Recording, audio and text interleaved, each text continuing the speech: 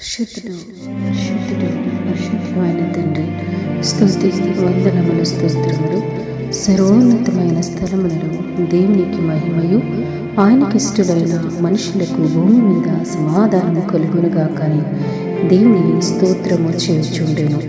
మహోన్నతుడు అయిన తండ్రి, దివ్యమైన వాక్యం ద్వారా తృప్తిపరిచినందుకు స్తోత్రములు తండ్రి. ఏమందు పరమందు ప్రభు నిత్యము కొనియాడబడుతున్న దేవుడు నాయన, ప్రతి స్థలములోనూ కూడా నాయన ఆరాధనకి యోగ్యుడివి, స్తుతులకు పాత్రుడివి నాయన. ఎక్కడిద్దరు ముగ్గురు చేరి మీ నామాన్ని స్తుతిస్తారో వారి మధ్యన ఉంటారని సెలవిచ్చిన దేవుడివి తండ్రి. ఇదిగో ప్రభు, ప్రియబిడలందరూ కూడా నాయన సంతోషంతో చేరి మీ నామాన్ని స్తుతిస్తున్నారు, ఘనపరుస్తున్నారు తండ్రి. సమాధానం కొరకు కనిపెట్టుచున్నారు, శాంతి కొరకు ఆశపడుతున్నారు తండ్రి. కనికరించండి. నీ వాగ్దాన వాక్కులను ప్రవ్వా నీ ప్రియబిడలకు వినిపించచ్చు తండ్రి.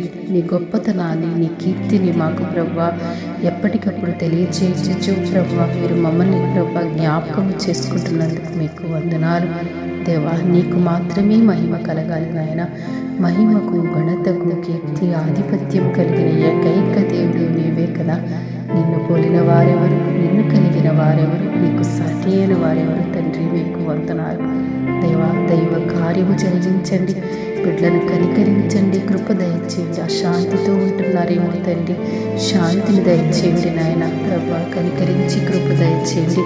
నిన్ను నమ్మిన బిడ్డలు ప్రభా నాయన, వారిని మీరు దర్శించండి. వారిలో ఎనలేని సంతోషం, సమాధానం దయచేయండి. కుటుంబాల్లో, దేశంలో, సంఘములో, సమాజములో సమాధానం కలుగులాగా నీ దయతో జ్ఞాపకము చేసుకోవడమని క్రీస్తు ప్రభువు పేరిట ప్రార్థిస్తున్నాము తండ్రి.